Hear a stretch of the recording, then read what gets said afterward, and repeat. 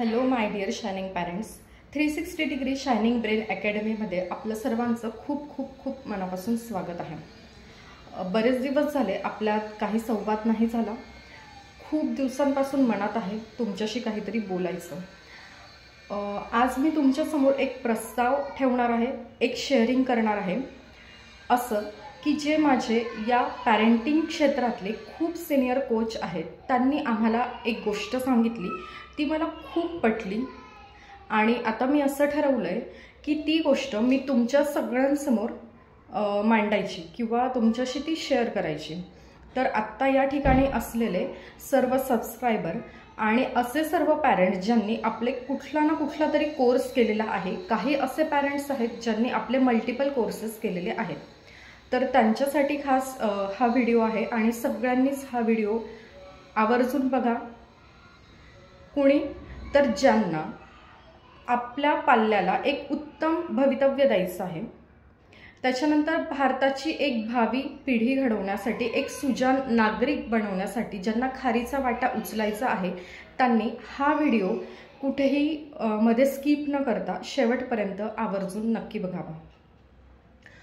मला तुमच्या पुढे असा मुद्दा मांडायचा आहे की आमचे कोच असे म्हणाले की पूर्वीच्या काळी, खूप पूर्वीच्या काळी वय वर्ष 16 पर्यंत ते मूल, एखादं मूल वय वर्ष 16 पर्यंत इतकं सक्षम होत होतं की त्याचा राज्याभिषेक केला जात होता। म्हणजे संपूर्ण राज्याची, संपूर्ण देशाची जबाबदारी पेलण्यासाठी ते मूल संपूर्णपणे सक्षम असत होतं। मग आत्ता का नाही?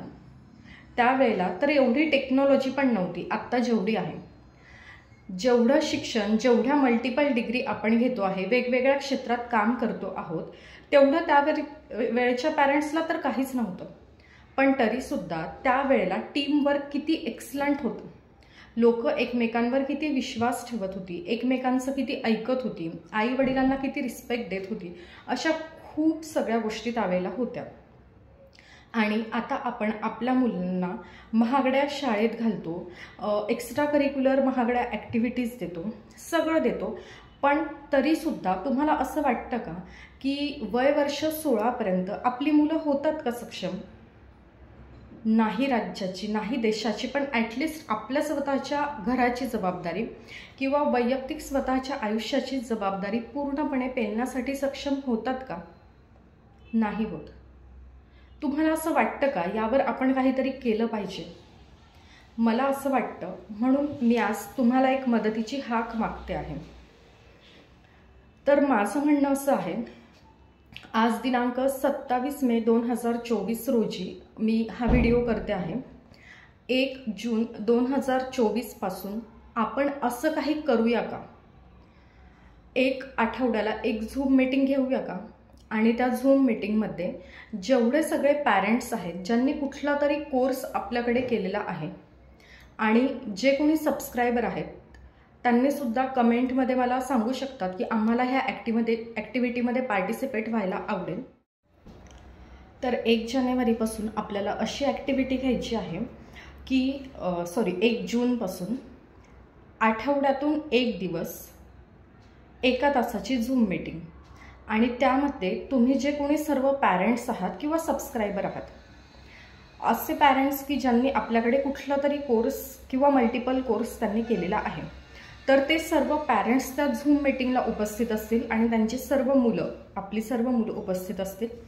आणि मला तुम्ही व्हॉट्सअप मेसेज करायचा आहे हा व्हिडिओ बघून झाल्यानंतर की आय एम इंटरेस्टेड, मी मुलांसमोर बोलायला तयार आहे।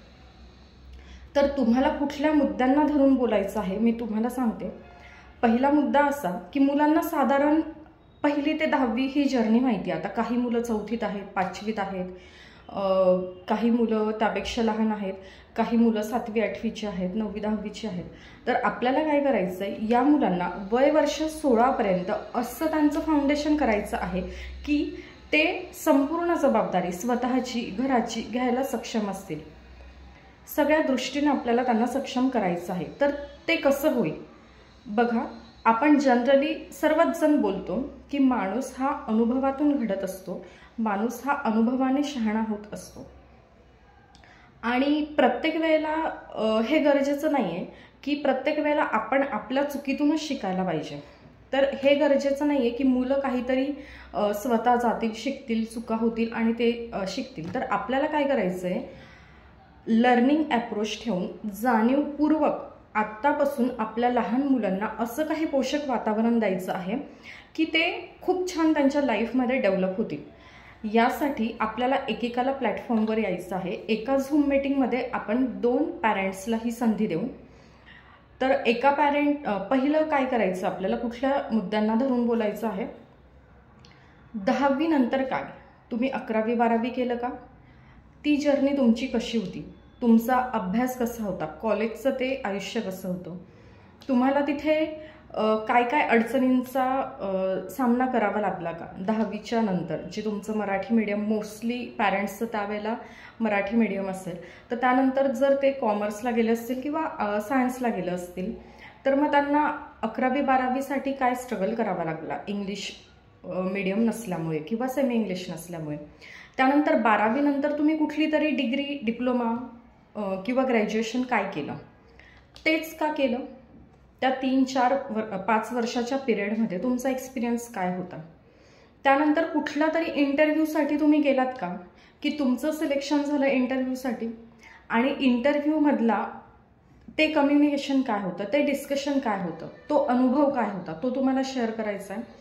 चौथी गोष्ट तुम्हाला अशी शेअर करायची आहे की त्या इंटरव्ह्यूनंतर तुमचं वर्किंग प्रोफाईल जे सुरू झालं ते काय, कसं, किंवा आत्ता तुम्ही त्याच ठिकाणी आहात का, की तुमचं फील्ड बदललं, ती कंपनी, तो जॉब, ते वर्किंग प्रोफाईल बदललं, तिथे काय झालं नक्की, तुमचा एक्सपिरियन्स काय होता. आणि तुम्ही जे एवढा वेळ शिकले, 1ली ते 10वी, 11वी 12वी, नंतर एनी ग्रॅज्युएशन, डिग्री, डिप्लोमा, तर त्या वेळात तुम्ही जे शिकलात पाठ्यपुस्तकात त्याचं किती % तुम्हाला ॲक्च्युअल वर्क करताना उपयोग होतो आहे. नंतर तुम्हाला असं शेअर करायचं आहे की आत्ता तुम्ही ज्या वर्किंग प्रोफाईलमध्ये आहात तर त्यामध्ये तुम्ही सॅटिस्फाईड आहात की नाही आहे. आहात तर खूप चांगली गोष्ट आहे, मग तुम्ही कसं काम करतात. थोडंसं तुम्हाला लो फील होत असेल तर का होते, अशा कुठल्या तुमच्या पास्टमध्ये चुका झाल्या शिक्षणामध्ये, अभ्यासामध्ये, की तुम्हाला ते काम आवडत नसून पण ते तुम्हाला करावं लागतंय, संसाराची जबाबदारी म्हणून, मुलांची जबाबदारी म्हणून, असं का होते. तर तुमचा सर्व एक्सपिरियन्स, सर्व जर्नी, साधारण तुमची 10वी पासूनची आत्तापर्यंतची जी जर्नी आहे, जो लाईफचा एक्सपिरियन्स आहे की तुम्ही कुठल्या फॅकल्टीमध्ये काम करतात. आता काही पॅरेंट्स असे असतील की ते कुठेतरी काम नाही करत आहे, त्यांचं स्वतःचं काहीतरी बिझनेस आहे, दुकान आहे, मग ते कशा पद्धतीने रन करतात. त्या ठिकाणी नोकरी असेल किंवा बिझनेस असेल, त्या ठिकाणी त्यांना कुठल्या स्किल वापराव्या लागतात. जर त्यांना काही अडचणी आल्या तर ते कसं टॅकल करतात. त्यांना लोकांशी संबंध येतो का, मग लोकांशी त्यांना कशा पद्धतीने कम्युनिकेट करावं लागतं, कुठल्या कुठल्या स्किल त्यांना वापराव्या लागतात. हा सगळा एक्सपिरियन्स तुम्हाला शेअर करायचा आहे आपल्या अकॅडमीच्या सर्व मुलांच्या समोर. कल्पना बघा तुम्हाला कशी वाटते, मला नक्की मेसेज करून कळवा की मला सांगा, हे जर आपण केलं, दर आठवड्याला एक झूम मीटिंग घेतली 1 तासाची आणि त्या प्रत्येक एका मीटिंगमध्ये 2 पॅरेंट्सला संधी दिली तर मुलांना प्रत्येक क्षेत्राचं ज्ञान मिळेल. आणि हे बघा, तुम्ही मुलांवर डाऊट अजिबात घेऊ नका की त्यांना कळेल का, त्यांना हे देण्याची खरंच गरज आहे का. नाही, तुम्ही फक्त त्यांना देत राहा, देत राहा, देत राहा.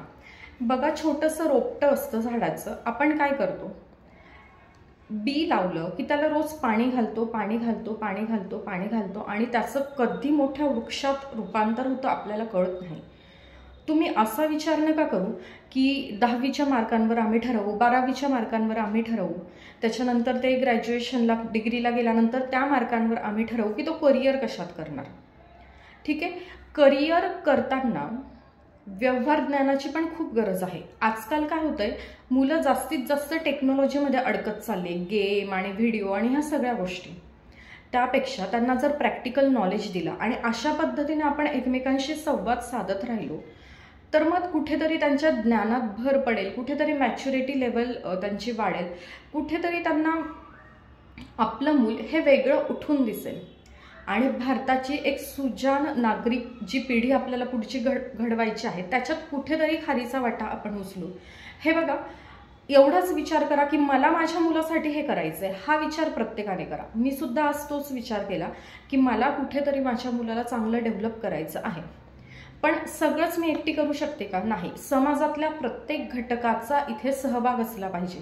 समाजातला प्रत्येक घटक माझ्या मुलाला काहीतरी शिकवणार, त्यावेळेला कुठेतरी त्याचं व्यक्तिमत्व खुलून उठणार. तर अशी एक ॲक्टिव्हिटी माझा करण्याचा मानस आहे. 1 जूनपासून वार आपण ठरवून घेऊ. म्हणजे तुम्ही मला कळवायचं आहे तुम्हाला साधारण वेळ कुठली कम्फर्टेबल आहे आणि आठवड्यातला 1 दिवस तुम्हाला कुठला कम्फर्टेबल आहे हे तुम्ही सगळ्यांनी मला व्हॉट्सअपवर कळवायचं आहे. आणि तुम्ही बोलण्यासाठी इंटरेस्टेड आहात का? हे बघा, ज्या वेळेला तुम्ही तुमच्या लाईफचा एक्सपिरियन्स शेअर कराल स्टेजवर येऊन, झूमच्या स्टेजवर येऊन, त्यावेळेला कुठेतरी तुमच्या मुलाला, आपल्या मुलाला, जी व्यक्ती समोर येऊन बोलणार आहे ना, जे पॅरेंट, त्यांच्या मुलाला काय वाटेल? कुठेतरी वाव मोमेंट की नाही, माझे वडील कुठेतरी बोलत आहे, माझी आई कुठेतरी बोलत आहे. हे बघा, तुम्ही जरी गृहिणी असाल तरी घर सांभाळताना कुठल्या बऱ्याच स्किल गृहिणींना वापरावे लागतात. भरपूर जबाबदाऱ्या गृहिणी म्हणून आपण पेलत असतो आणि भरपूर स्किल आपल्याला तिथे वापरावे लागतात. मग तिथला आपला एक्सपिरियन्स काय आहे, तुम्ही नक्की कसं हँडल करतात सगळं. किंवा जर तुम्ही घरात बसून घरातली कामं झाल्यानंतर एखादा छोटासा बिझनेस करत असाल, कुणीतरी शिवण करत असेल, कुणीतरी केक बनवण्याचं काम करत असेल, कुणीतरी ब्युटी पार्लर करत असेल, कुणीतरी अजून काहीतरी आपल्या आवड जोपासत असतील आणि त्यातनं इन्कम जनरेट करत असतील, तर तुमचा एक्सपिरियन्स काय आहे हे जर आपण प्रत्येकाने समोर येऊन मांडलं ना, तर आपल्या मुलाला एक वाव मोमेंट मिळणार आहे की वाव, माझे आई वडील काहीतरी करतात आणि ते स्टेजवर येऊन आज बोलत आहेत. मग असं केल्यामुळे काय होईल, प्रत्येक विद्यार्थ्याच्या, आपल्या अकॅडमीचे आणि सबस्क्रायबर जेवढे विद्यार्थी आहेत त्यांच्या ज्ञानात कुठेतरी भर पडेल, कुठेतरी ते त्यांचं व्यक्तिमत्व फुलून उठेल, प्रत्येक क्षेत्रातली त्यांना माहिती होईल. सो माझी रिक्वेस्ट आहे, तुम्ही सगळ्यांनी मला व्हॉट्सअपवर आठवड्यातला कुठला वार तुम्हाला कम्फर्टेबल आहे, कुठली वेळ 1 तासाची कम्फर्टेबल आहे ते मला कळवा. सकाळपासून रात्री 11 वाजेपर्यंत, म्हणजे रात्री 11ला मीटिंग एंड होईल, एवढ्या वेळापर्यंत आपल्याकडे वेळ आहे. मग आपल्याला मुलांना पण या मीटिंगमध्ये घ्यायचं आहे, तर साधारण वेळ काय असली पाहिजे. आणि आपला हा सगळा एक्सपिरियन्स झाल्यानंतर आपण मुलांना पण थोडंसं बोलतं करणार आहोत. ज्या वेळेला आपण बोलायला लागू त्यावेळेला मुलंसुद्धा त्यांचं एक्सपिरियन्स शेअर करायला लागतील. आधी आपल्याला गरज आहे शेअर करण्याची, मग मुलं स्वतः बोलतील, त्यांच्या आयुष्यातले एक्सपिरियन्स ते आपल्यासोबत शेअर करतील किंवा त्यांना कुठे अडचणी येत आहेत, कुठे कोणाशी टॅकल करताना कुठल्या रिलेशनमध्ये प्रॉब्लेम येत आहे, कुठल्या अभ्यासात प्रॉब्लेम येत आहेत, ते आपल्याशी बोलायला लागतील मनमोकळेपणे. मग आपण हे 2 पॅरेंट्सचं शेअरिंग झाल्यानंतर थोडंसं प्रत्येक सेशनमध्ये 2-4 मुलं जे इच्छुक आहेत त्यांना आपण संधी देऊ बोलण्यासाठी की यातनं तुम्हाला काय शिकायला मिळालं. जे पण वर्किंग प्रोफाईल आज 2 पॅरेंट्सने शेअर केला, तर त्यातलं त्यांना काय आवडलं, त्यातनं ते काय शिकले, त्यांच्या झालेल्या चुकांमधून काय शिकले किंवा त्यांनी काय अचीव केलं त्यातनं ते काय शिकले, अशा पद्धतीने मुलांना बोलायला सांगू. आणि मग त्याच्यानंतर काय करू, पुढचे काही सेशन झाल्यानंतर पॅरेंट्स सगळे बोलून झाले किंवा एखादा दिवस असं पॅरेंट्सला बोलायला नाही आहे, मग आपण स्टुडंट तयार करू, एक मुद्दा त्यांना देऊ आणि त्या विषयावर त्यांना बोलायला सांगू. सो माझं एवढं म्हणणं तुम्ही ऐकून घेतलं गेली 10 मिनिट, त्याबद्दल खूप खूप धन्यवाद. आणि मी आशा करते की मला जास्तीत जास्त व्हॉट्सअपला रिप्लाय येतील की यस मॅम, मी तयार आहे बोलण्यासाठी. 1 जूनपासून आपण पुढे हे सुरू करूया. प्रत्येक आठवड्यातून 1 दिवस मी तुमच्या रिप्लायची आतुरतेने वाट बघते आहे. मला रिप्लाय करा. Thank you so much.